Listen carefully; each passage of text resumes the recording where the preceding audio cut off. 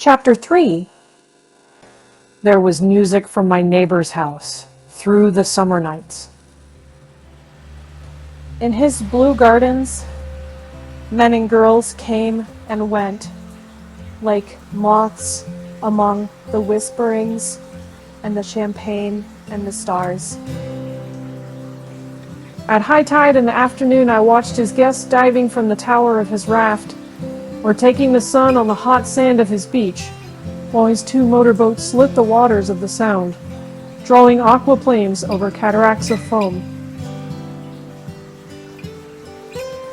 On weekends, his Rolls-Royce became an omnibus, bearing parties to and from the city between 9 in the morning and long past midnight, while his station wagon scampered like a brisk yellow bug to meet all trains.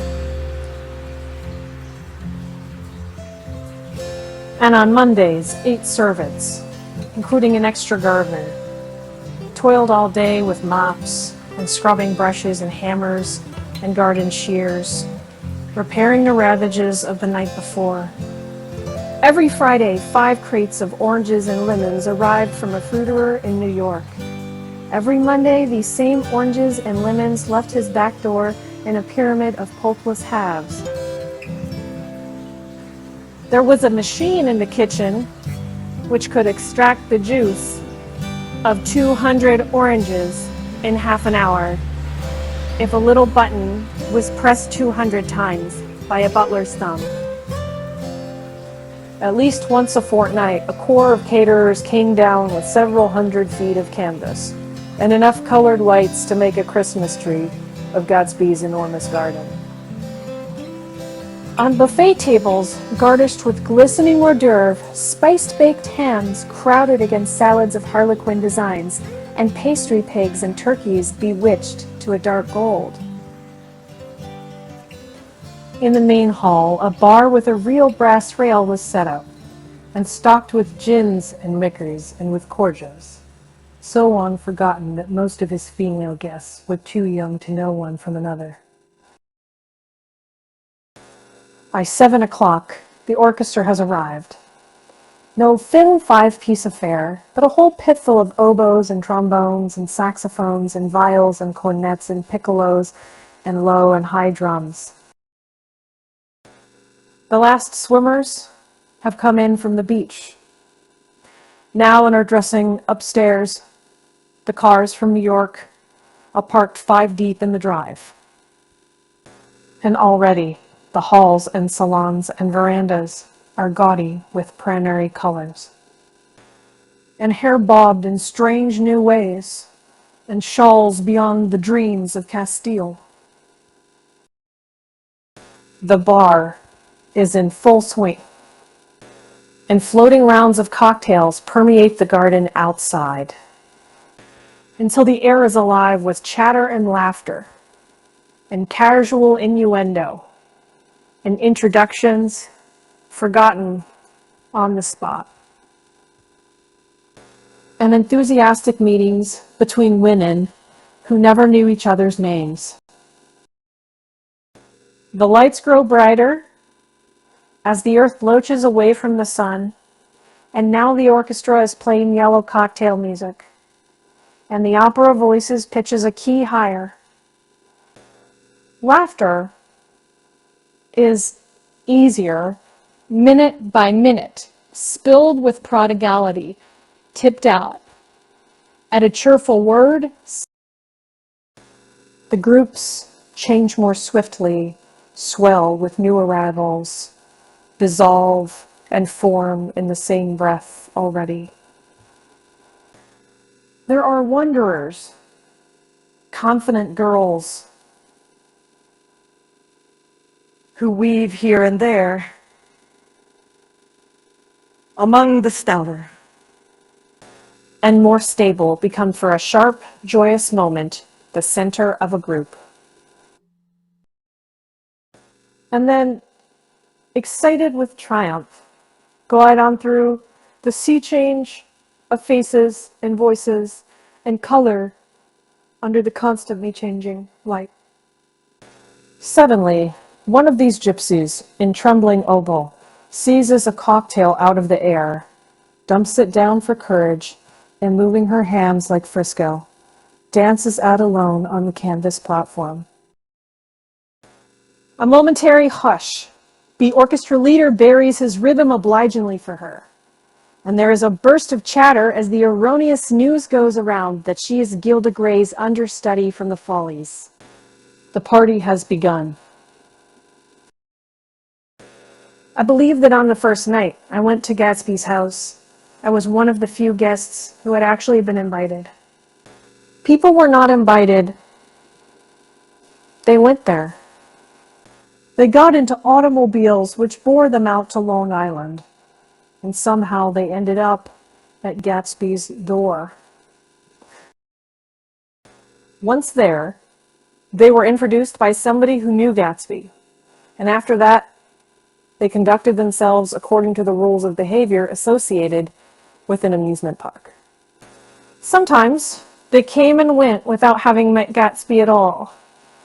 Came for the party with a simplicity of heart that was its own ticket of admission. I had been actually invited. A chauffeur in a uniform of robin's egg blue crossed my lawn early that Saturday morning with a surprisingly formal note from his employer. The honor would be entirely Gatsby's, it said, if I would attend his little party that night.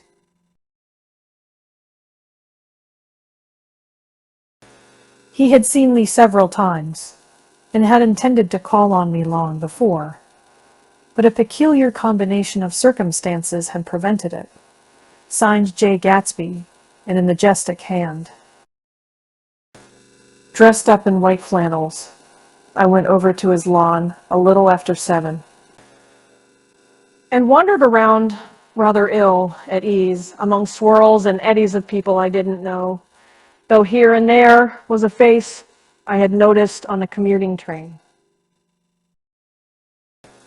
I was immediately struck by the number of young Englishmen dotted about, all well dressed, all looking a little hungry, and all talking in low, earnest voices to solid and prosperous Americans. I was sure that they were selling something, bonds or insurance or automobiles. They were at least agonizingly aware of the easy money in the vicinity and convinced that it was theirs for a few words in the right key. As soon as I arrived, I made an attempt to find my host, but the 2 or 3 people of whom I asked his whereabouts stared at me in such an amazed way and denied so vehemently any knowledge of his movements that I slunk off in the direction of the cocktail table, the only place in the garden where a single man could linger without looking purposeless and alone. I was on my way to get roaring drunk from sheer embarrassment when Jordan Baker came out of the house and stood at the head of the marble steps, leaning a little backward and looking with contemptuous interest down into the garden.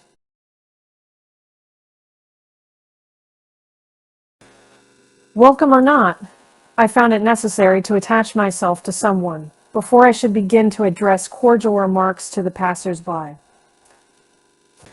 "Hello," I roared, advancing toward her. My voice seemed unnaturally loud across the garden. "I thought you might be here," she responded, absently as I came up. I remembered you lived next door too. She held my hand impersonally as a promise that she'd take care of me in a minute, and gave ear to 2 girls in twin euro dresses who stopped at the foot of the steps. "Hello?" They cried together. "Sorry, you didn't win. That was for the golf tournament." She had lost in the finals the week before. "You don't know who we are," said one of the girls in yellow, "but we met you here about a month ago." "You've dyed your hair since then," remarked Jordan, and I started, but the girls had moved casually on, and her remark was addressed to the premature moon. Produced like the supper, no doubt, out of a caterer's basket. With Jordan's slender golden arm resting in mine, we descended the steps and sauntered about the garden. A tray of cocktails floated at us through the twilight, and we sat down at a table with the 2 girls in yellow and 3 men, each one introduced to us as Mr. Mumble. "Do you come to these parties often?" inquired Jordan of the girl beside her. "The last one was the one I met you at," answered the girl in an alert, confident voice. She turned to her companion. "Wasn't it for you, Lucille?" "It was for Lucille, too. I like to come," Lucille said. "I never care what I do, so I always have a good time. When I was here last, I tore my gown on a chair, and he asked me my name and address. Inside of a week, I got a package from Corey's with a new evening gown in it." "Did you keep it?" asked Jordan. "Sure I did. I was going to wear it tonight, but it was too big in the bust and had to be altered. It was gas blue with lavender beads. $265. There's something funny about a fellow that'll do a thing like that," said the other girl eagerly. "He doesn't want any trouble with anybody." "But doesn't?" I inquired. "Gatsby," somebody told me. The 2 girls and Jordan leaned together confidentially. Somebody told me they thought he killed a man once. A thrill passed over all of us. The 3 Mr. Mumbles bent forward and listened eagerly. "I don't think it's so much that," argued Lucille skeptically. "It's more that he was a German spy during the war." One of the men nodded in confirmation. "I heard that from a man who knew all about him, grew up with him in Germany. He assured us positively." "Oh no," said the first girl. "It couldn't be that, because he was in the American Army during the war." As our credulity switched back to her, she leaned forward with enthusiasm. "You look at him sometimes when he thinks nobody's looking at him. I'll bet he killed a man." She narrowed her eyes and shivered. Lucille shivered. We all turned and looked around for Gatsby. It was testimony to the romantic speculation. He inspired that there were whispers about him from those who had found little that it was necessary to whisper about in this world. The first supper, there would be another one after midnight, was now being served, and Jordan invited me to join her own party, who were spread around a table on the other side of the garden.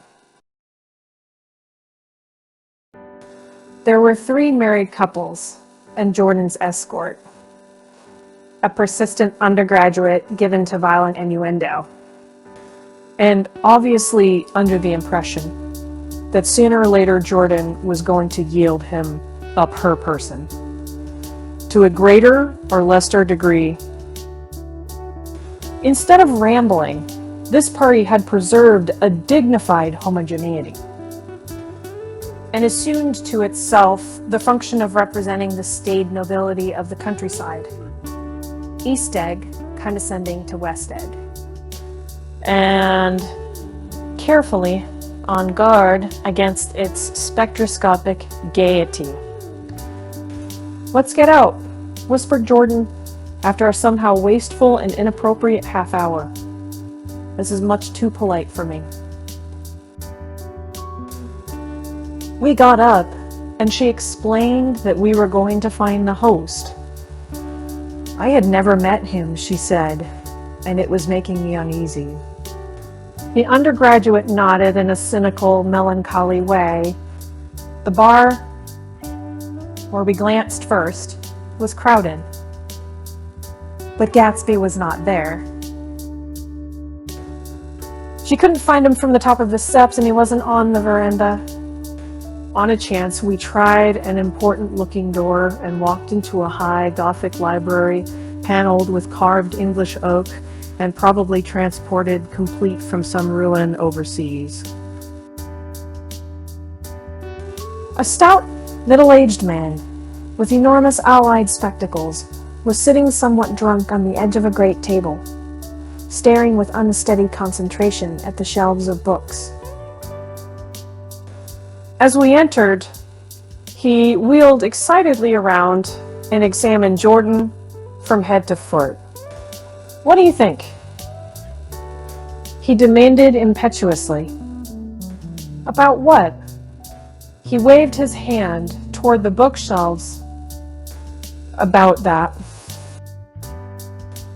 As a matter of fact, you needn't bother to ascertain." I ascertained. "They're real." "The books?" He nodded. "Absolutely real. Have pages and everything. I thought they'd be a nice durable cardboard." "Matter of fact, they're absolutely real. Pages. And here. And pages. Here. Goes love. Goes love. Here. Let me show you."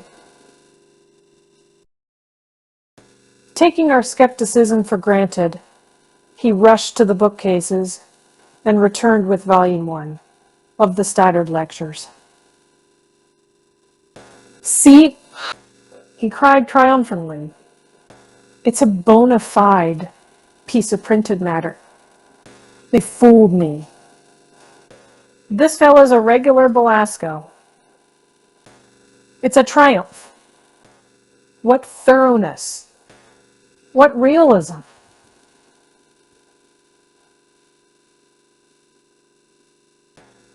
Knew when to stop, too. Didn't cut the pages. "But what do you want? What do you expect?" He snatched the book from me and replaced it hastily on its shelf, muttering that if one brick was removed, the whole library was liable to collapse. "Who brought them?" he demanded. "Or did you just come?" "I was brought. Most people were brought." Jordan looked at him alertly, cheerfully, without answering. "I was brought by a woman named Roosevelt," he continued. "Mrs. Claude Roosevelt. Do you know her?" "I met her somewhere last night. I think drunk for about a week now, and I thought it might sober me up to sit in a library." "Has it?" "A little bit, I think." "I can't tell yet. I've only been here an hour. Did I tell you about the books? They're real. You told us." We shook hands with him gravely and went back outdoors.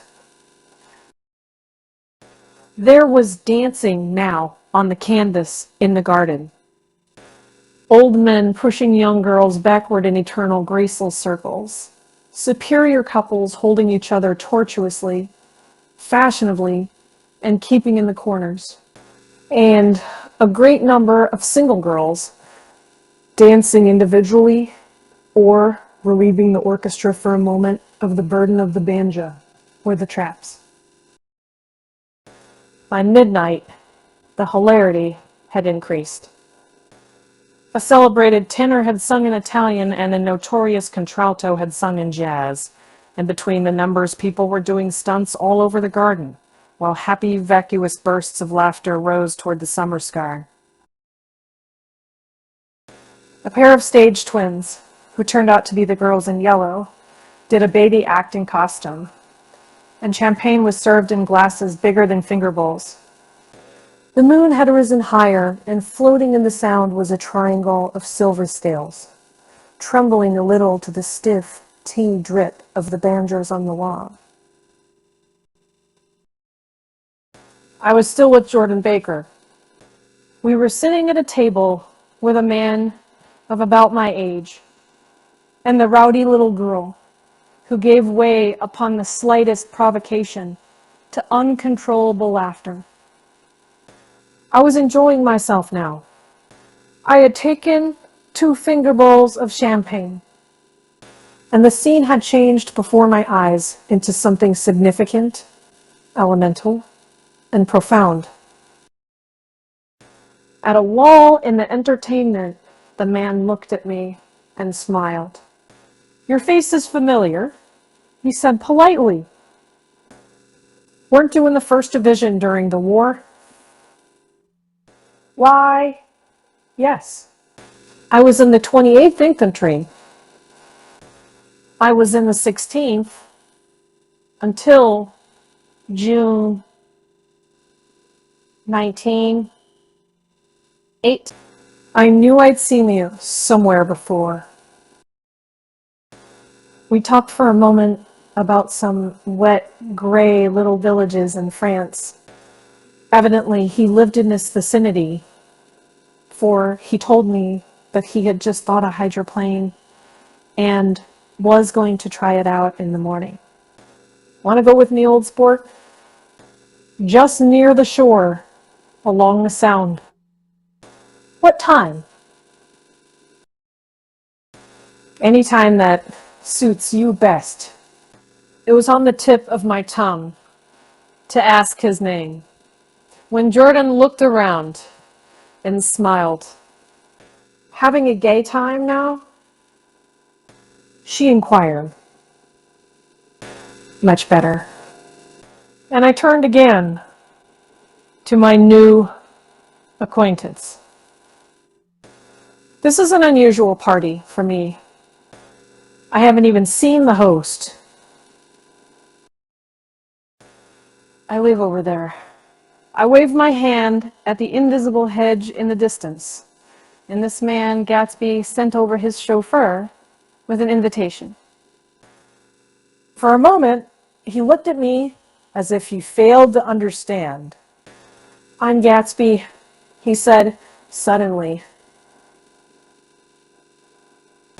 "What?" I exclaimed. "Oh, I beg your pardon. I thought you knew, old sport." "I'm afraid I'm not a very good host." He smiled understandingly, much more than understandingly. It was one of those rare smiles with the quality of eternal reassurance in it, but you may come across 4 or 5 times in life. It faced, or seemed to face, the whole eternal world for an instant, and then concentrated on you with an irresistible prejudice in your favor.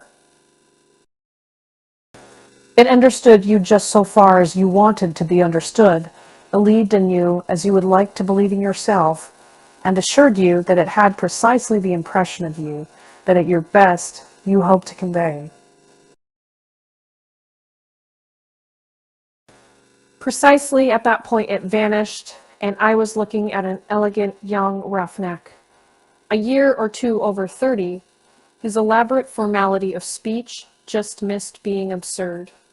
Sometime before he introduced himself, I got a strong impression that he was picking his words with care. Almost at the moment when Mr. Gatsby identified himself a butler, hurried toward him with the information that Chicago was calling him on the wire, he excused himself with a small bow that included each of us in turn. "If you want anything, just ask for it." "Old sport," he urged me. "Excuse me? I will rejoin you later." When he was gone, I turned immediately to Jordan, constrained to assure her of my surprise.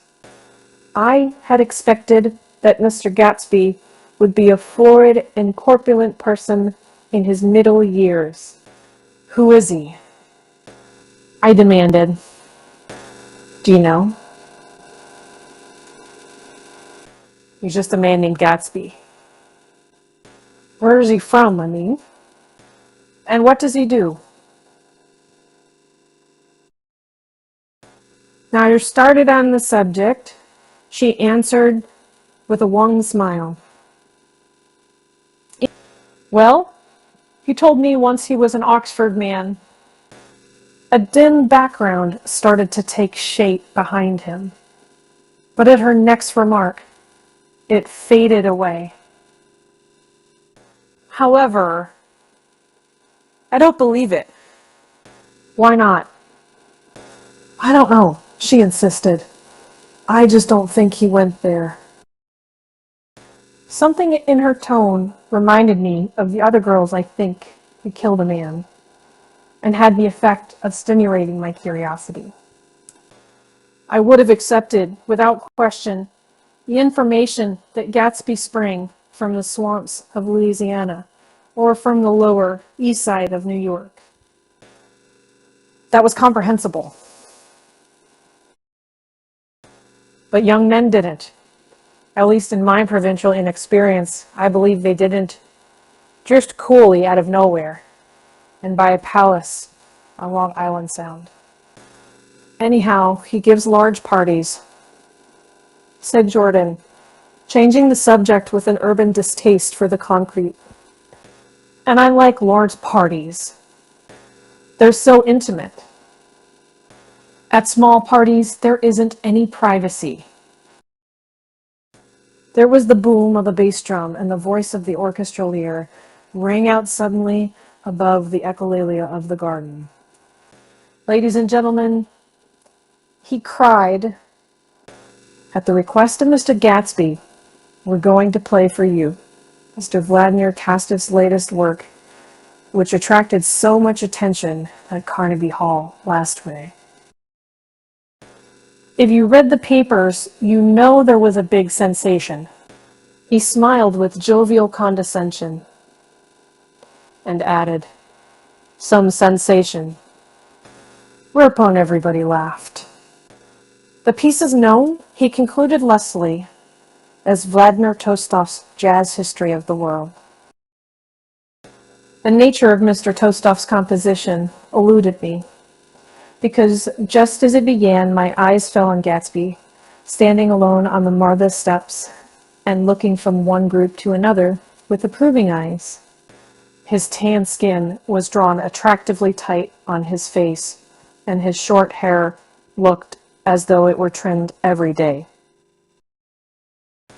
I could see nothing sinister about him. I wondered if the fact that he was not drinking helped to set him off from his guests, for it seemed to me that he grew more correct as the fraternal hilarity increased.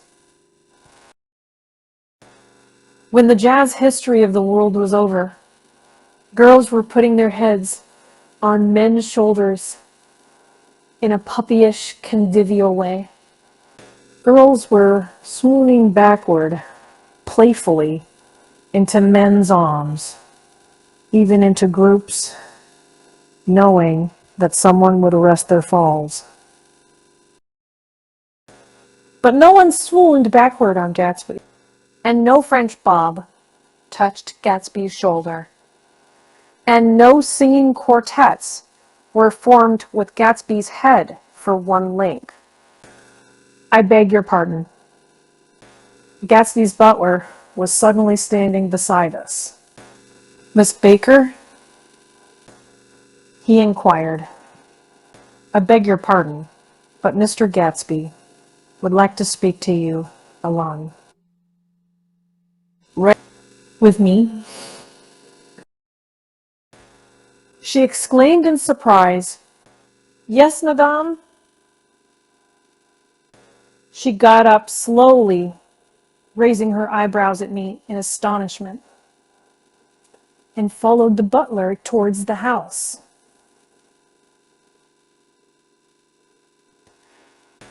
I noticed that she wore her evening dress, all her dresses, like sports clothes. There was a jauntiness about her movements, as if she had learned to walk upon golf courses on clean, crisp mornings. I was alone, and it was almost 2. For some time confused and intriguing sounds had issued from a long many-windowed room, which overhung the terrace. Including Jordan's undergraduate, who was now engaged in an obstetrical conversation with 2 chorus girls, and who implored me to join him. I went inside. The large room was full of people. One of the girls in yellow was playing the piano, and beside her stood a tall, red-haired young lady from a famous chorus engaged in song.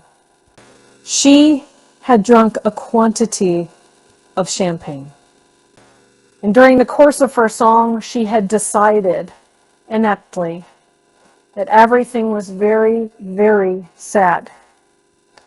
She was not only singing, she was weeping too. Whenever there was a pause in the song, she filled it with gasping, broken sobs, and then took up the lyric again in a quavering soprano. The tears coursed down her cheeks, not freely, however, for when they came into contact with her heavily beaded eyelashes, they assumed an inky color and pursued the rest of their way in slow black rivulets.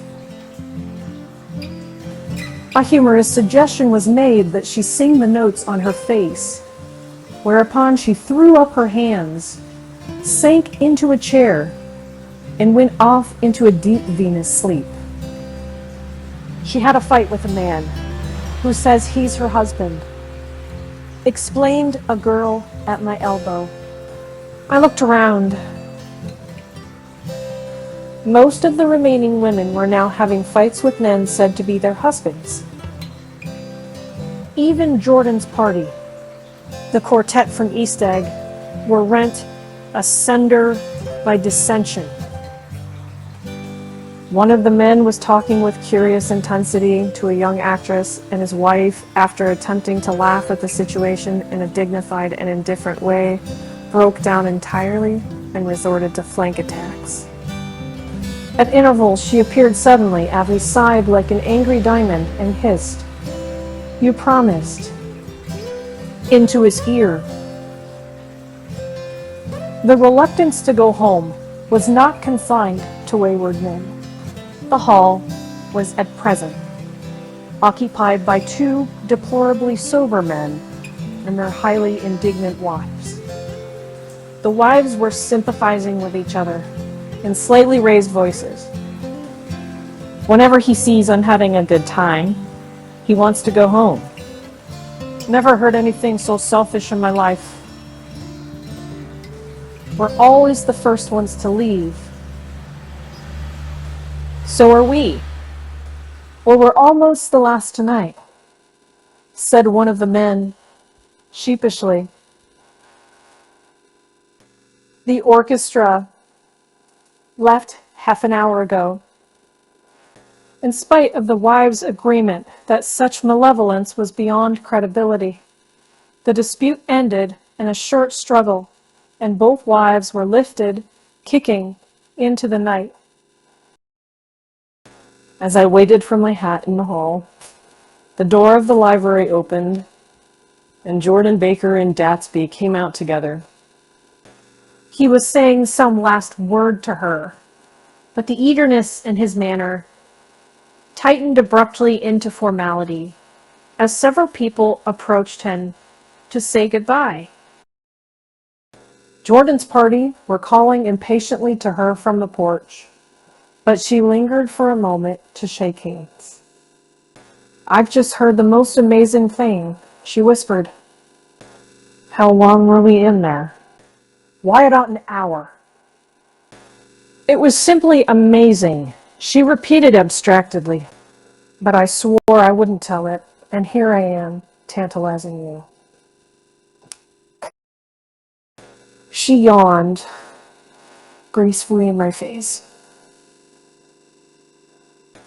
Please come and see me.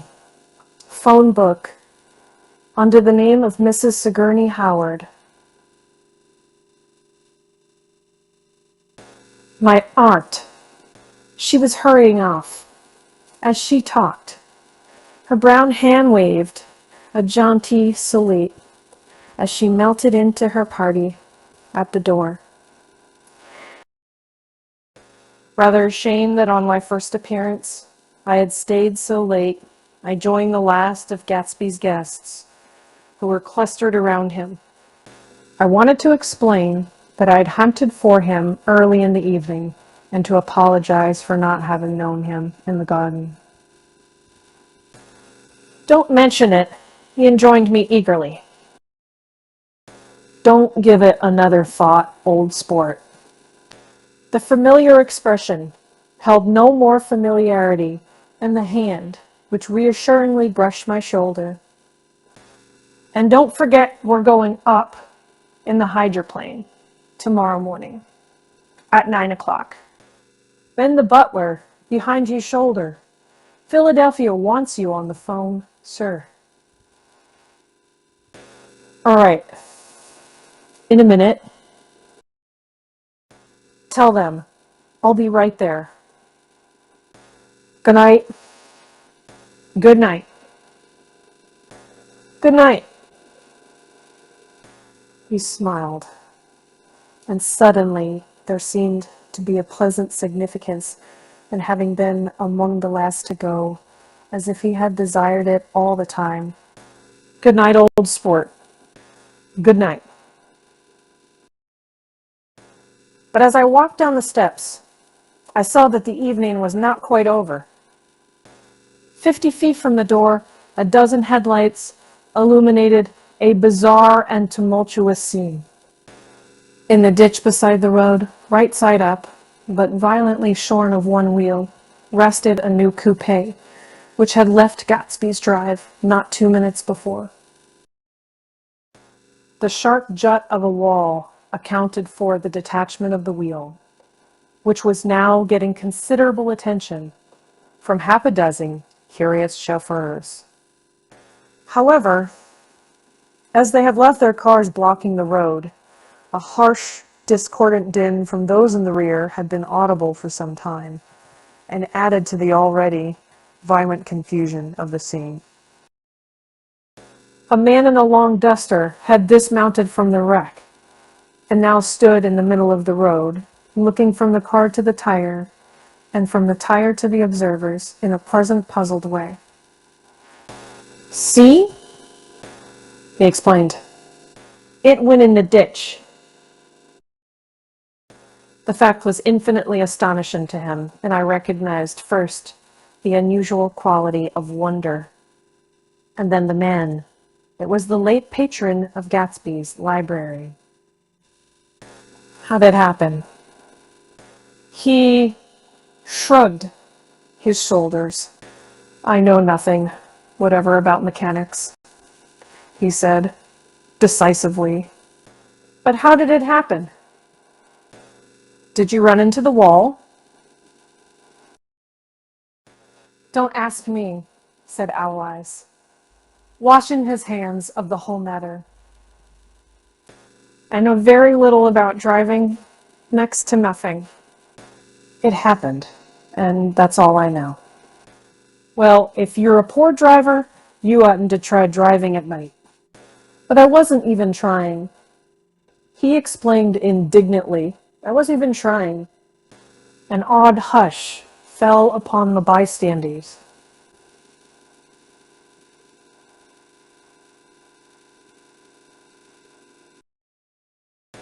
Do you want to commit suicide? You're lucky it was just a reel. A bad driver. And not even trying. You don't understand. Explain the criminal. I wasn't driving. There's another man in the car. The shock that followed this declaration found voice in a sustained "ah" as the door of the coupe swung slowly open. The crowd, it was now a crowd, stepped back involuntarily, and when the door had opened wide, there was a ghostly pause.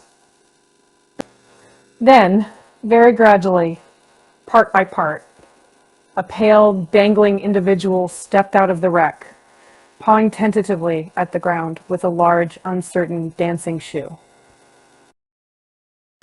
Blinded by the glare of the headlights and confused by the incessant groaning of the horns, the apparition stood swaying for a moment before he perceived the man in the duster.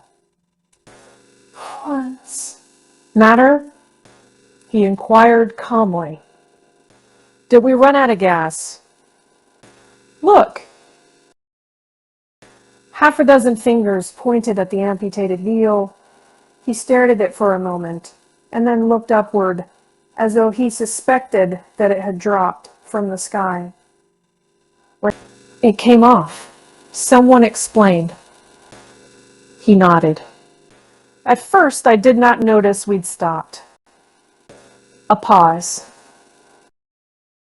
Then, taking a long breath and straightening his shoulders, he remarked in a determined voice, "Wonder if tell me where there's a gas line station." At least a dozen men, some of them a little better off than he was, explained to him that wheel and car were no longer joined by any physical bond. "Back out," he suggested after a moment. "Put her in reverse." "But the wheel's off?" He hesitated. "No harm in trying," he said. The caterwauling horns had reached a crescendo, and I turned away and cut across the lawn toward home. I glanced back once. A wafer of a moon was shining over Gatsby's house, making the night fine as before, and surviving the laughter and the sound of his still glowing garden.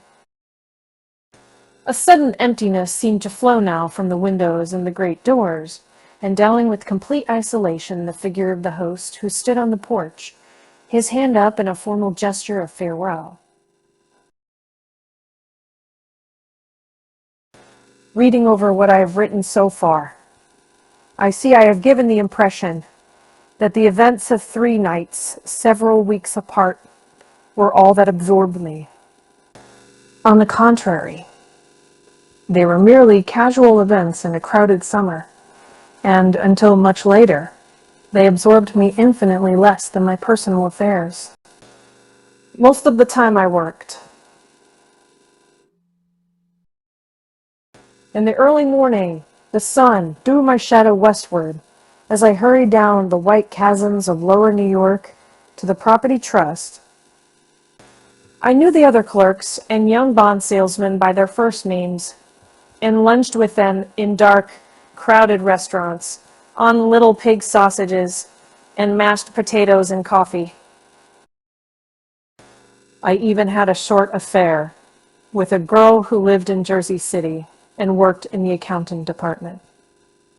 But her brother began throwing mean looks in my direction, so when she went on her vacation in July, I let it blow quietly away. I took dinner usually at the Yale Club. For some reason, it was the gloomiest event of my day. And then I went upstairs to the library and studied investments and securities for a conscientious hour. There were generally a few writers around, but they never came into the library, so it was a good place to work. After that, if the night was mellow, I strolled down Madison Avenue past the old Murray Hill Hotel and over 33rd Street to the Pennsylvania Station. I began to like New York the racy, adventurous feel of it at night, and the satisfaction that the constant flicker of men and women and machines gives to the restless eye. I like to walk up Fifth Avenue and pick out romantic women from the crowd and imagine that in a few minutes I was going to enter into their lives, and no one would ever know or disapprove. Sometimes in my mind, I follow them to their apartments on the corners of hidden streets, and they turned and smiled back at me before they faded through a door into warm darkness. At the enchanted metropolitan twilight, I felt a haunting loneliness sometimes, and felt it in others. Poor young clerks who loitered in front of windows, waiting until it was time for a solitary restaurant dinner. Young clerks in the dusk, wasting the most poignant moments of night and life. Again, at 8 o'clock, when the dark lanes of the 40s were lined 5 deep with throbbing taxicabs bound for the theater district, I felt a sinking in my heart. Forms leaned together in the taxis as they waited, and voices sang. And there was laughter from unheard jokes, and lighted cigarettes made unintelligible circles inside. Imagining that I too was hurrying towards gaiety and sharing their intimate excitement, I wished them well. For a while I lost sight of Jordan Baker, and then in midsummer I found her again. At first I was flattered to go places with her because she was a golf champion and everyone knew her name. Then it was something more. I wasn't actually in love, and I felt a sort of tender curiosity. The bored, haughty face that she turned to the world concealed something. Most affectations conceal something eventually, even though they don't in the beginning. And one day I found what it was.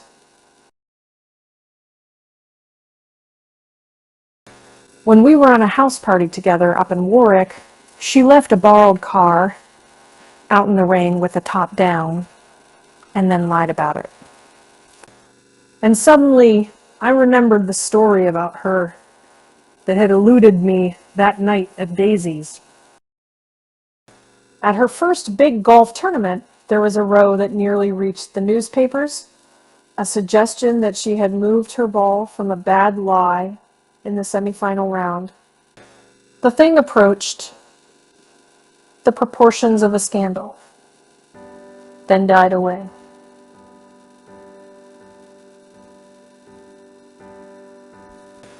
The caddy retracted his statement, and the only other witness admitted that he might have been mistaken.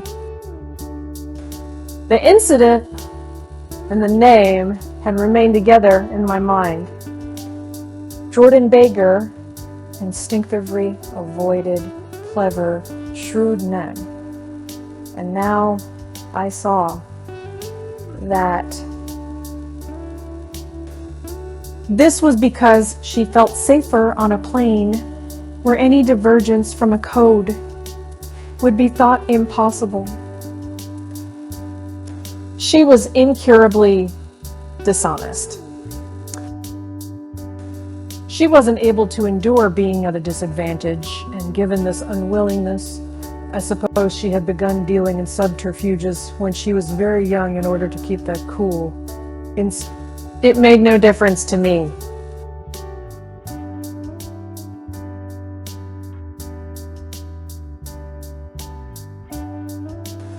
Dishonesty in a woman is a thing you never blame deeply. I was casually sorry, and then I forgot. It was on that same house party, but we had a curious conversation about driving a car. It started because she passed so close to some workman that our fender flicked a button on one man's coat. "You're a rotten driver," I protested. Either you ought to be more careful, or you oughtn't to drive at all. I am careful. No, you're not. Well, other people are, she said lightly. What's that got to do with it? They'll keep out of my way, she insisted. It takes two to make an accident. Suppose you met someone just as careless as yourself. I hope I never will, he answered. I hate careless people. That's why I like you. Her gray, sun-strained eyes stared straight ahead, but she had deliberately shifted our relations. And for a moment, I thought I loved her. But I am slow thinking and full of interior rules that act as brakes on my desires. And I knew that first I had to get myself definitely out of that tangle back home. I'd been writing letters once a week and signing them. Love, Nick, and all I could think of was how, when that certain girl played tennis, a faint mustache of perspiration appeared on her upper lip. Nevertheless, there was a vague understanding that had to be tactfully broken off before I was free. Everyone suspects himself of at least one of the cardinal virtues, and this is mine. I am one of the few honest people that I have ever known. Chapter 4. On Sunday morning, while church bells rang in the villages along shore, the world and its mistress returned to Gatsby's house and twinkled hilariously on his lawn. He's a bootlegger, said the young ladies, moving somewhere between his cocktails and his flowers. One time, he killed a man who had found out that he was nephew to von Hindenburg and second cousin to the devil. Reach me a rose, honey, and pour me a last drop into that there crystal glass. Once I wrote down on the empty spaces of a timetable the names of those who came to Gatsby's house that summer. It is an old timetable now, disintegrating at its folds, and headed this schedule in effect July 5th, 1922. But I can still read the gray names, and they will give you a better impression than my generalities of those who accepted Gatsby's hospitality and paid him the subtle tribute of knowing nothing whatever about him. From East Egg then came the Chester Beckers and the Leaches and a man named Bunsen, whom I knew at Yale, and Dr. Webster Civet, who was drowned last summer up in Maine. And the Hornbeams and the Willie Voltaires and the whole clan named Black Buck, who always gathered in a corner and flipped up their noses like goats at whosoever came near. And the Ismays and the Christies, or rather Hubert Auerbach and Mr. Christie's wife, and Edgar Beaver, whose hair, they say, turned cotton white one winter afternoon for no good reason at all. Clarence Endive was from East Egg, as I remember. He came only once in white knickerbockers and had a fight with a bum named Eddie in the garden. From farther out on the island came the Cheadles and the O.R.P. Schraders and the Stonewall Jackson, Abrams of Georgia, and the Fishguards and the Ripley Snells. Snell was there 3 days before he went to the penitentiary, so drunk out on the gravel drive, but Mrs. Ulysses Sweat's automobile ran over his right hand. The Danceys came too, and S.B. Whitebait, who was well over 60, and Maurice A. Flink, and the Hammerheads, and Beluga the tobacco importer, and Beluga's girls. From West Egg came the Poles and the Mulreadys and Cecil Roebuck and Cecil Schoen and Gulick, the state senator, and Newton Orchid controlled films par excellence, and Nick Carraway and Clyde Cohen and Donna Schwartz. The Sun and Arthur McCarty, all connected with the movies in one way or another.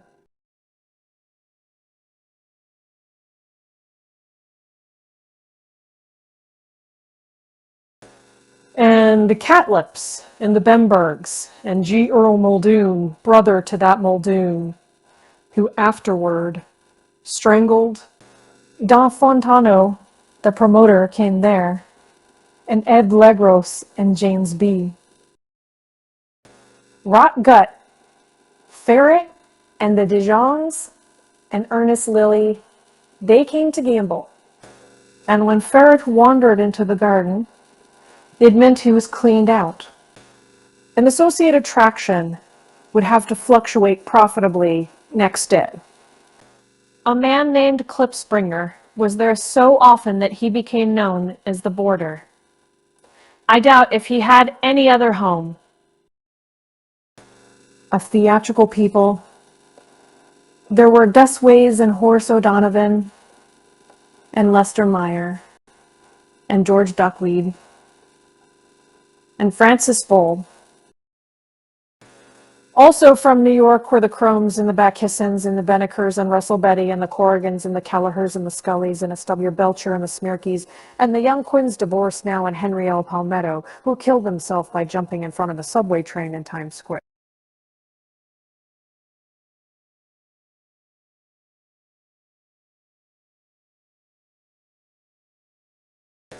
Benny McClanahan arrived always with 4 girls. They were never quite the same ones in physical person, but they were so identical one with another that it inevitably seemed they had been there before. I have forgotten their names. Jacqueline, I think, or else Consuela, or Gloria, or Judy, and their last names were either the melodious names of flowers and months they would confess themselves to be.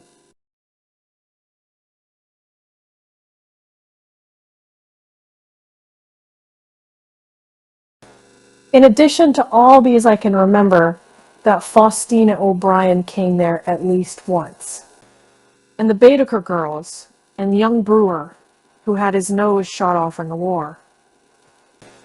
And Mr. Albrechtsberger and Miss Hogg, his fiancée, and Ardita Fitzpeters, and Mr. P. Jewett, once head of the American Legion. And Miss Claudia Hip, with the man reputed to be her chauffeur, and a prince of something whom we called Duke, and whose name, if I ever knew it, I have forgotten. All these people came to Gatsby's house in the summer. At 9 o'clock one morning late in July, Gatsby's gorgeous car lurched up the rocky drive to my door and gave out a burst of melody from its 3-noted horn. It was the first time he had called on me, for I had gone to 2 of his parties, mounted in his hydroplane, and at his urgent invitation, made frequent use of his beach. Good morning, old sport. You're having lunch with me today, and I thought we'd ride up together.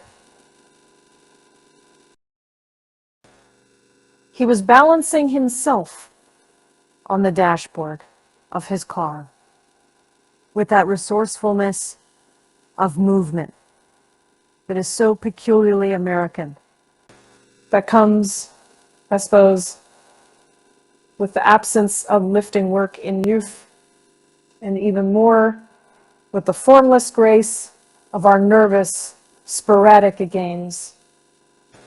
This quality was continually breaking through his punctilious manner in the shape of restlessness.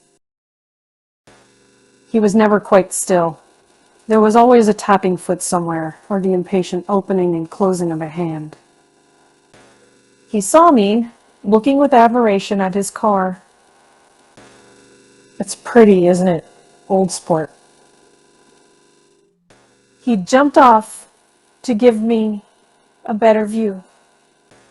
Haven't you ever seen it before? I'd seen it. Everybody had seen it. It was a rich cream color, bright with nickel, swollen here and there in its monstrous length with triumphant hat boxes and supper boxes and tool boxes, and terraced with a labyrinth of windshields that mirrored a dozen suns. Sitting down behind many layers of glass in a sort of green leather conservatory, we started to town.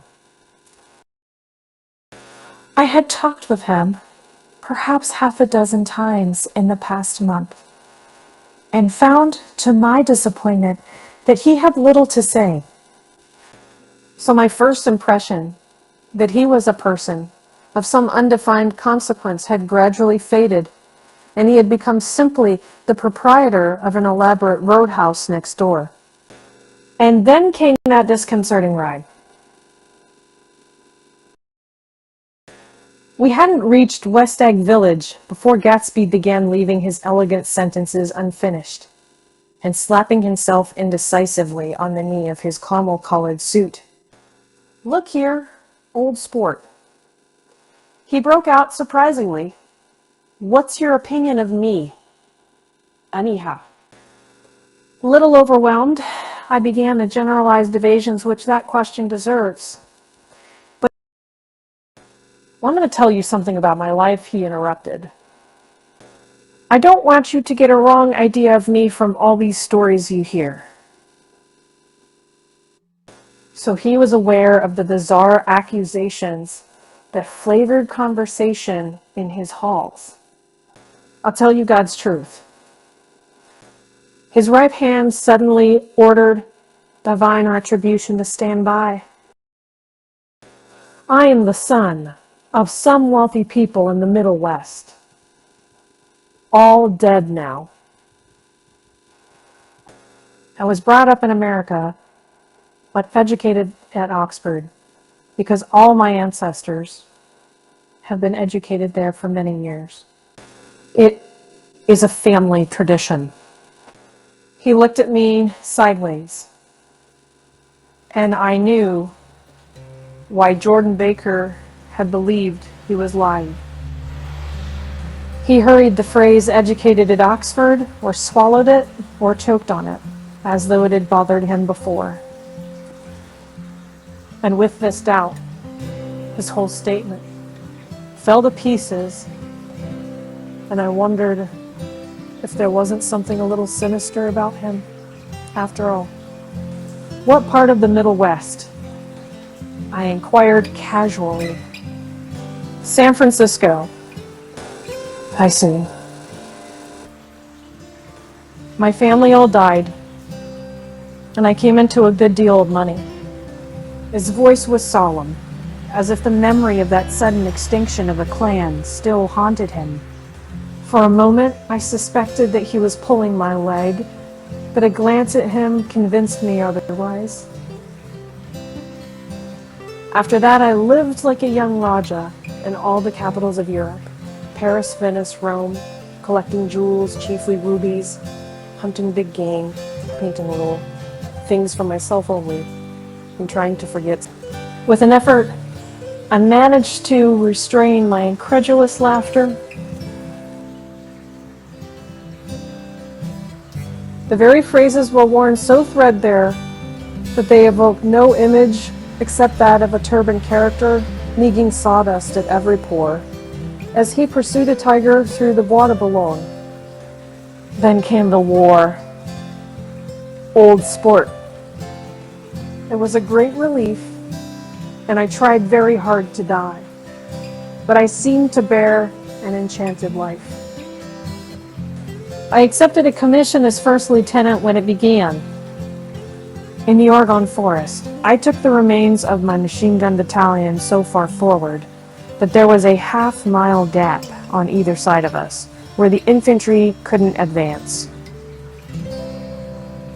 We stayed there 2 days and 2 nights, 130 men with 16 Lewis guns.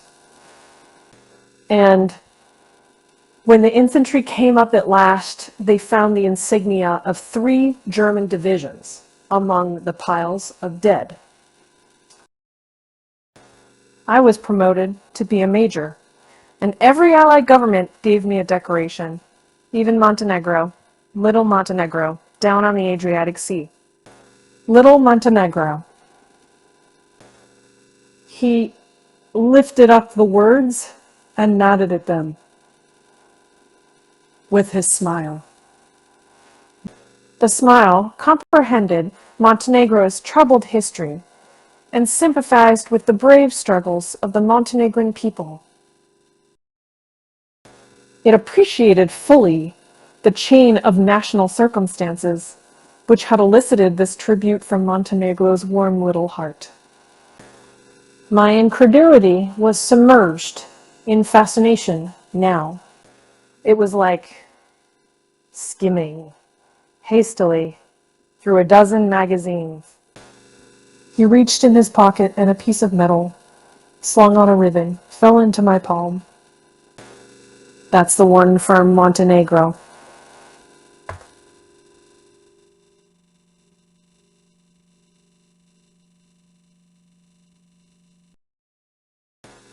To my astonishment, the thing had an authentic look. Or to read the Danilo, ran the circular legend, Montenegro, Nicholas Rex. Turn it. Major Jay Gatsby, I read, for valor extraordinary. Here's another thing I always carry. A souvenir of Oxford days.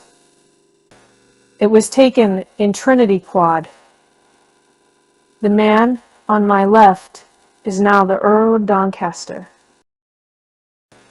It was a photograph of half a dozen young men in blazers loafing in an archway, through which were visible a host of spires. There was Gatsby, looking a little, not much, younger, with a cricket bat in his hand. Then it was all true. I saw the skins of tigers flailing in his palace on the Grand Canal. I saw him opening a chest of rubies to ease, with their crimson lighted depths the gnawings of his broken heart. I'd want to make a big request of you today, he said, pocketing his souvenirs with satisfaction. So I thought you ought to know something about me. I didn't want you to think I was just some nobody. You see, I usually find myself among strangers because I drift here and there trying to forget the sad things that happened to me. He hesitated. You'll hear about it this afternoon. At lunch? No, this afternoon. I happened to find out that you're taking Miss Baker to tea. Do you mean you're in love with Miss Baker? No, old sport. I'm not. But Miss Baker has kindly consented to speak to you about this matter. I hadn't the faintest idea what this matter was, but I was more annoyed than interested. I hadn't asked Jordan to tea in order to discuss Mr. J. Happy. I was sure the request would be something utterly fantastic, and for a moment I was sorry I'd ever set foot upon his overpopulated lawn. He wouldn't say another word. His correctness grew on him as we neared the city. We passed Port Roosevelt, where there was a glimpse of red-belted ocean-going ships, and sped along a cobbled slum lined with the dark, undeserted saloons of the faded gilt 1900s. Then the Valley of Ashes opened out on both sides of us, and I had a glimpse of Mrs. Wilson straining at the garage pump with panting vitality as we went by. With fender spread like wings, we scattered light through half Astoria. Only half, for as we twisted among the pillars of the elevated, I heard the familiar jug-jug spat of a motorcycle, and a frantic policeman rode alongside. All right, old sport called Gatsby. We slowed down. Taking a white card from his wallet, he waved it before the man's eyes. Right? You are, agreed the policeman, tipping his cap. Know you next time, Mr. Gatsby. Excuse me. What was that? I inquired. The picture of Oxford? I was able to do the commissioner a favor once, and he sends me a Christmas card every year. Over the great bridge, with the sunlight through the girders, making a constant flicker upon the moving cars. With the city rising up across the river in white heaps and sugar lumps, all built with the wish out of novel factory money. The city scene from the Queensboro Bridge is always the city scene for the first time in its first wild promise of all the mystery and the beauty in the world. A dead man passed us in a hearse heaped with balloons, followed by 2 carriages with drawn blinds, and by more cheerful carriages for friends. The friends looked out at us with the tragic eyes and short upper lips of southeastern Europe, and I was glad that the sight of Gatsby's splendid car was included in their somber holiday. As we crossed Blackwell's Island, the limousine passed us, driven by a white chauffeur, in which sat 3 modish Negroes, 2 bucks, and a girl. I laughed aloud as the yolks of their eyeballs rolled toward us in haughty rivalry. Anything can happen now that we've slid over this bridge, I thought. Anything at all. Even Gatsby could happen without any particular wonder. Roaring noon.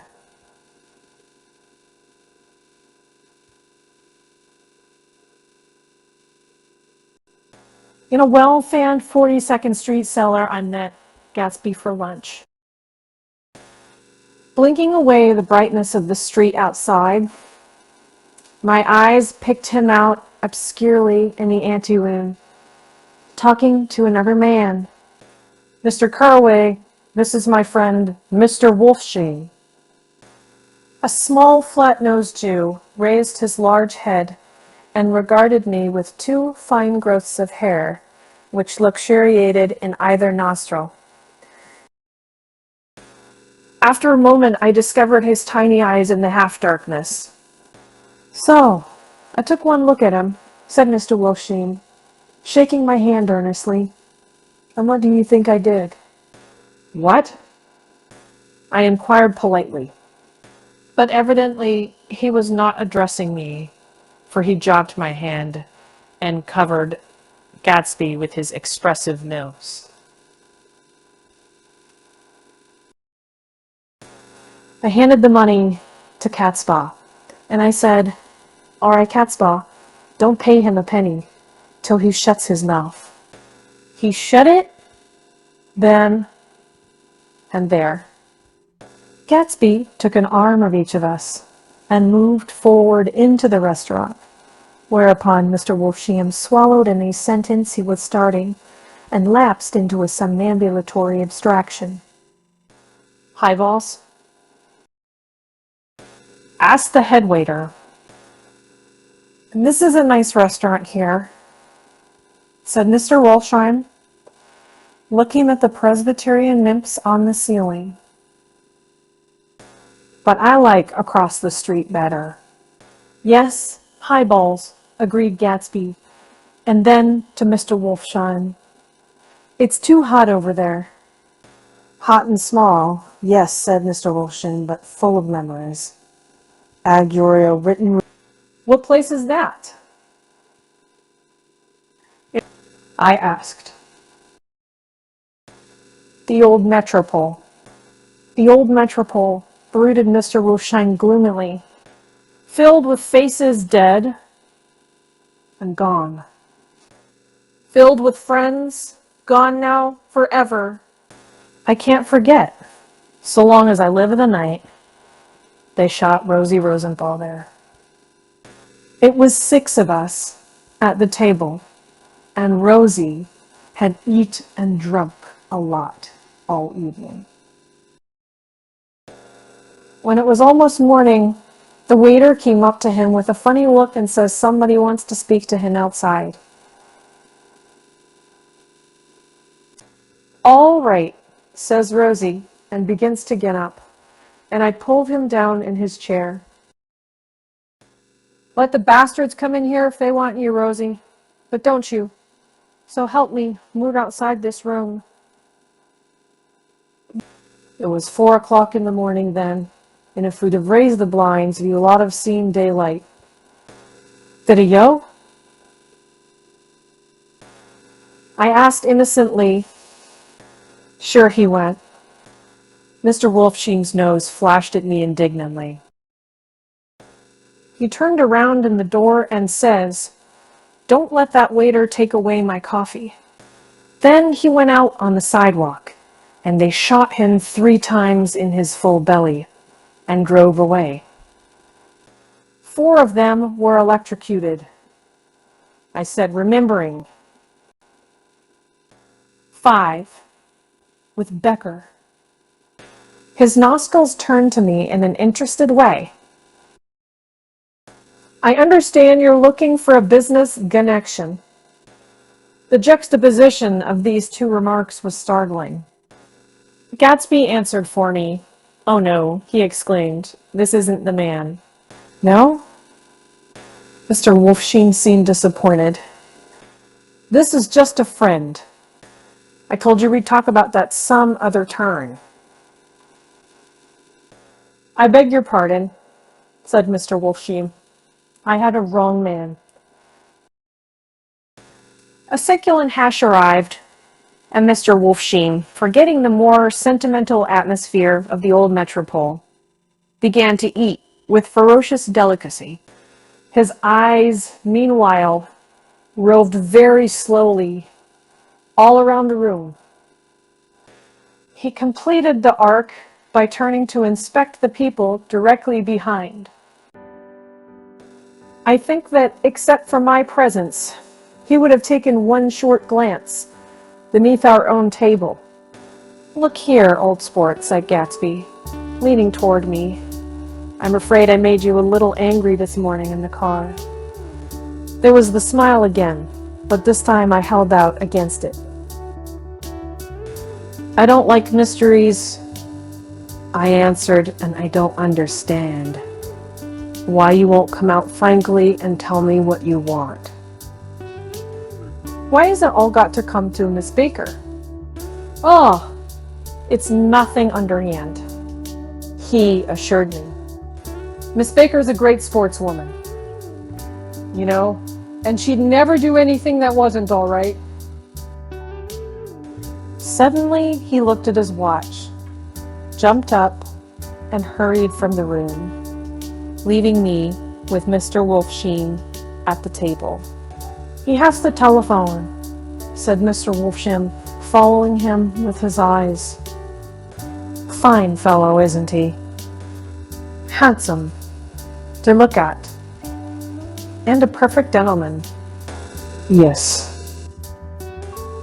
He's an Oxford man." "Oh, he went to Oxford College in England." "You know, Oxford College. I've heard of it. It's one of the most famous colleges in the world." "Have you known Gatsby for a long time?" I inquired. "Several years," he answered in a gratified way. "I made the pleasure of his acquaintance just after the war. But I knew I had discovered a man of fine breeding after I talked with him an hour.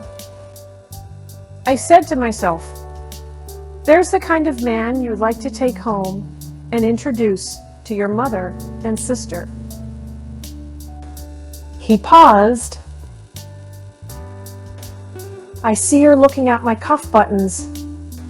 I hadn't been looking at them, but I did now.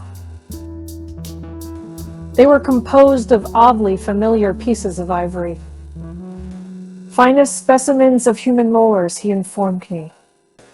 Well, I inspected them. That's a very interesting idea. Yeah. He flipped his sleeves up. Under his coat? Yeah, Gatsby's very careful about women. He would never so much as look at a friend's wife. When the subject of this instinctive trust returned to the table and sat down, Mr. Wolfsheim drank his coffee with a jerk and got to his feet.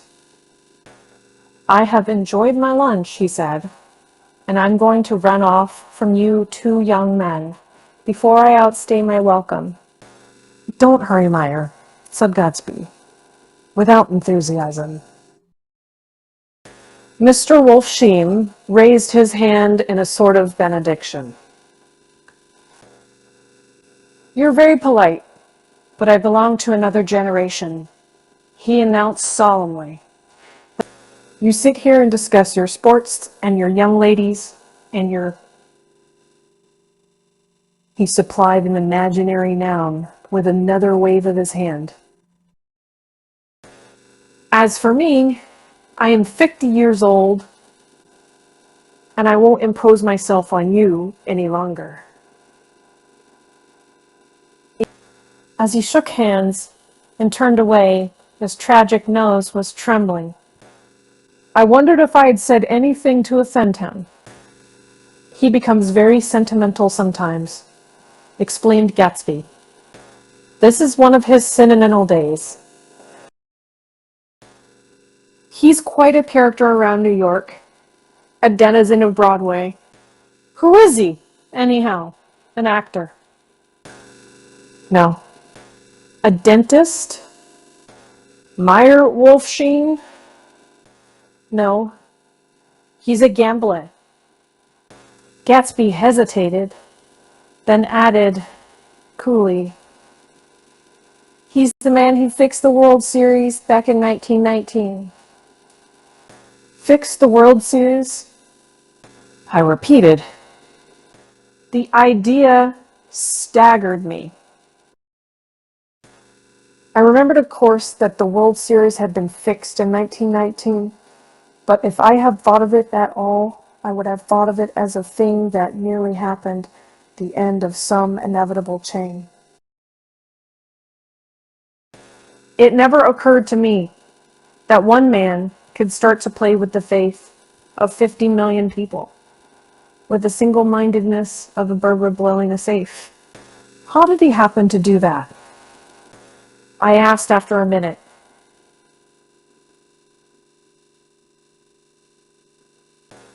He just saw the opportunity. Why isn't he in jail? They can't get him, all sport. He's a smart man. I insisted on paying the check. As the waiter brought my change, I caught sight of Tom Buchanan across the crowded room. Come along with me for a minute. I said, I've got to say hello to someone.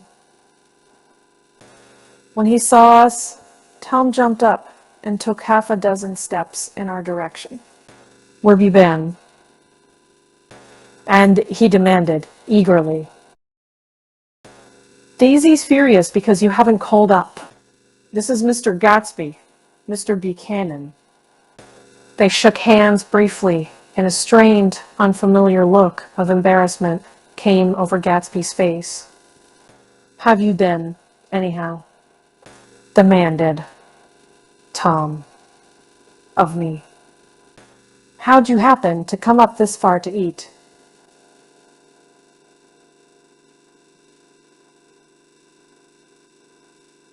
I've been having lunch with Mr. Gatsby. I turned toward Mr. Gatsby, but he was no longer there.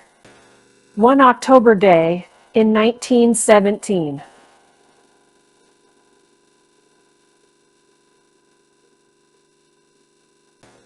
said Jordan Baker that afternoon, sitting up very straight on a straight chair in the tea garden at the Plaza Hotel. I was walking along from one place to another, half on the sidewalks and half on the lawns. I was happier on the lawns because I had on shoes from England with rubber knobs on the soles that bit into the soft ground.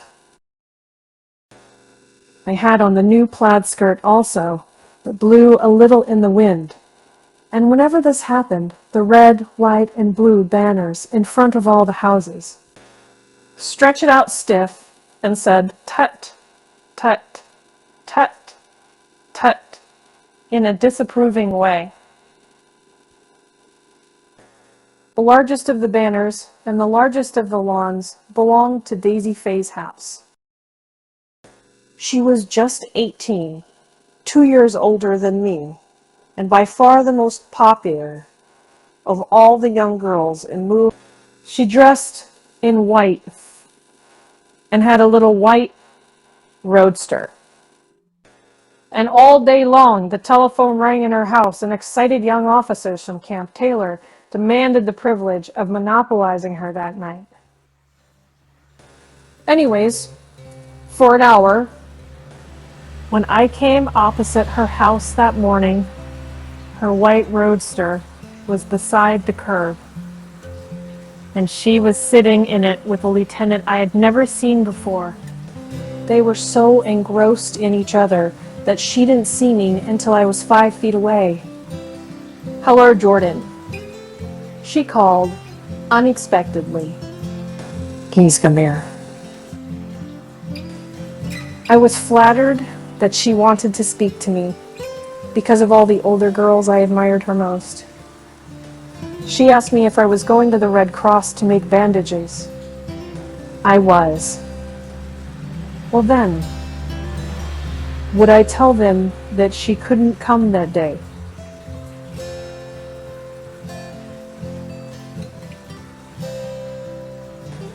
The officer looked at Daisy while she was speaking, in a way that every young girl wants to be looked at sometime. And because it seemed romantic to me, I have remembered the incident ever since. His name was Jay Gatsby, and I didn't lay eyes on him again for over 4 years.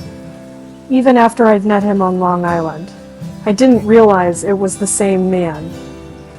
That was 19, 17. By the next year, I had a few beaux myself, and I began to play in tournaments. So I didn't see Daisy very often. And she went with a slightly older crowd, when she went with anyone at all. Wild rumors were circulating about her, how her mother had found her packing her bag one winter night to go to New York and say goodbye to a soldier who was going overseas. She was effectually prevented, but she wasn't on speaking terms with her family for several weeks. After that, she didn't play around with the soldiers anymore, but only with a few flat-footed, short-sighted young men in town who couldn't get into the army at all. By the next autumn, she was gay again, gay as ever. She had a debut after the armistice, and in February, she was presumably engaged to a man from New Orleans. In June, she married Tom Buchanan of Chicago, with more pomp and circumstance than Louisville ever knew before.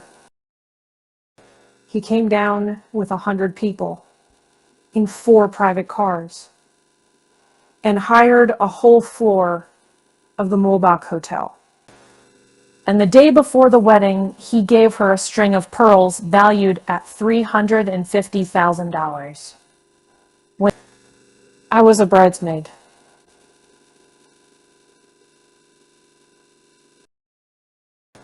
I came into her room half an hour before the bridal dinner and found her lying on her bed as lovely as the June night in her flowered dress. and as drunk as a monkey. She had a bottle of Sauterre in one hand and a letter in the other. "Gratulate me," she muttered. "Never had a drink before, but oh, how I do enjoy it."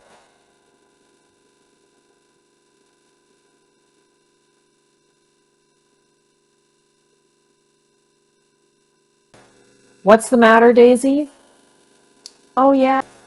I was scared, I can tell you. I'd never seen a girl like that before. "Here, dearies." She groped around in a wastebasket she had with her on the bed and pulled out the string of pearls. "Take 'em downstairs and give 'em back to whoever they belong to. Tell 'em all Daisy's change her mind. Say, Daisy's change her mind." She began to cry. She cried and cried. I rushed out and found her mother's maid, and we locked the door and got her into a cold bath.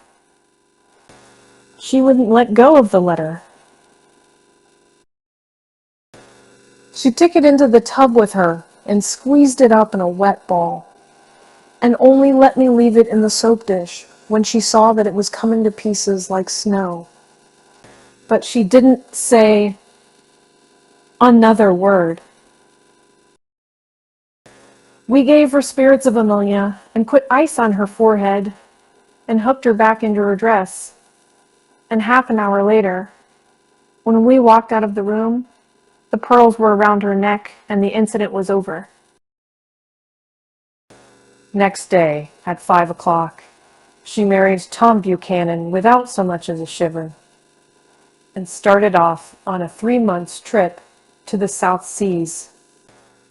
I saw them in Santa Barbara when they came back, and I thought I'd never seen a girl so mad about her husband. If he left the room for a minute, she'd look around uneasily and say, "Where's Tom gone?" and wear the most abstracted expression until she saw him coming in the door. She used to sit on the sand with his head in her lap by the hour, rubbing her fingers over his eyes and looking at him with unfathomable delight. It was touching to see them together. It made you laugh in a hushed, fascinated way. That was in August. A week after I left Santa Barbara, Tom ran into a wagon on the Ventura Road one night and ripped a front wheel off his car. The girl who was with him got into the papers too because her arm was broken. She was one of the chambermaids in the Santa Barbara hotel. The next April, Daisy had her little girl, and they went to France for a year. I saw them one spring in Cannes, and later in Deauville, and then they came back to Chicago to settle down. Daisy was popular in Chicago. As you know, they moved with a fast crowd, all of them young and rich and wild. But she came out with an absolutely perfect reputation. Perhaps because she doesn't drink. So it's a great advantage not to drink among hard-drinking people. You can hold your tongue, and moreover, you can time any little irregularity of your own so that everybody else is so blind that they don't see or care. Perhaps Daisy never went in for more at all. And yet there's something in that voice of hers. Well, about 6 weeks ago, she heard the name Gatsby for the first time in years. It was when I asked you, do you remember, if you knew Gatsby and West Egg.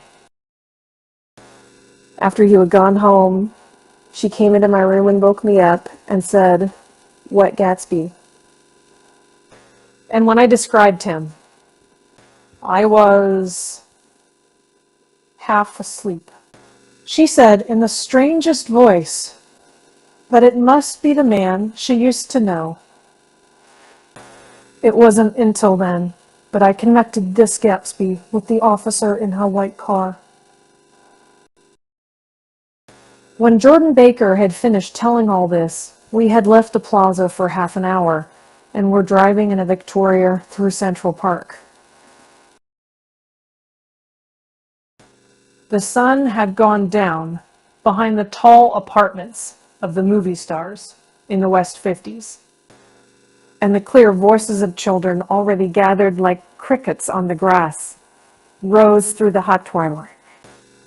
I'm the Sheik of Araby. Your love belongs to me. At night, when you're asleep, into your tent, I'll creep. It was a strange coincidence, I said, but it wasn't a coincidence at all. Why not? Gatsby bought that house so that Daisy would be just a... Then, it had not been merely the stars to which he had aspired on that June night. He came alive to me, delivered suddenly from the womb of his purposeless splendor.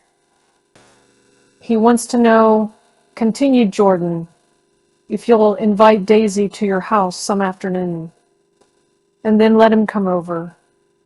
The modesty of the demand shook me. He had waited 5 years and bought a mansion where he dispensed starlight to casual moths so that he could come over some afternoon to a stranger's garden.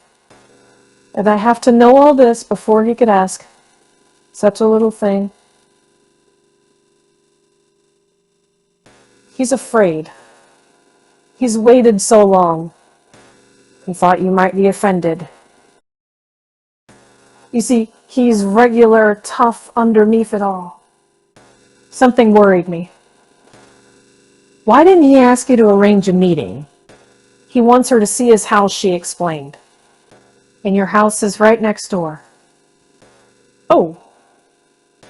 I think he half expected her to wander into one of his parties some night. Went on Jordan. But she never did. And he began asking people casually if they knew her. And I was the first one he found. It was that night he sent for me at his dance. And you should have heard the elaborate way he worked up to it. Of course, I immediately suggested a luncheon in New York. And I thought he'd go mad. I don't want to do anything out of the way. He kept saying, I want to see her, right next door.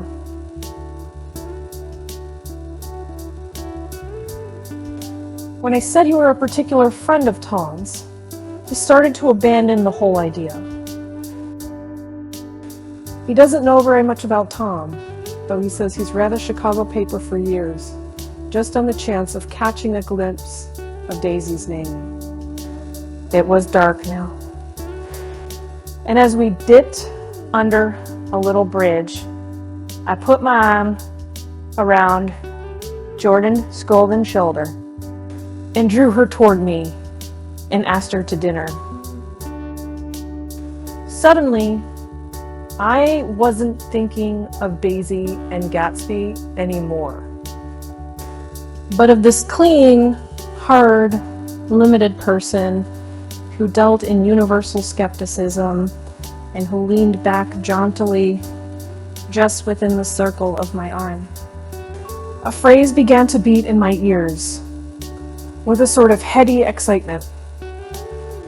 There are only the pursued, the pursuing, the busy, and the tired.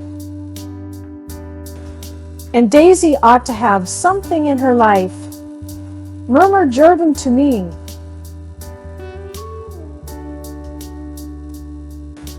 Does she want to see Gatsby? She's not to know about it. Gatsby doesn't want her to know. You're just supposed to invite her to tea. We passed a barrier of dark trees, and then the facade of 59th Street. A block of delicate, pale white, being down into the park.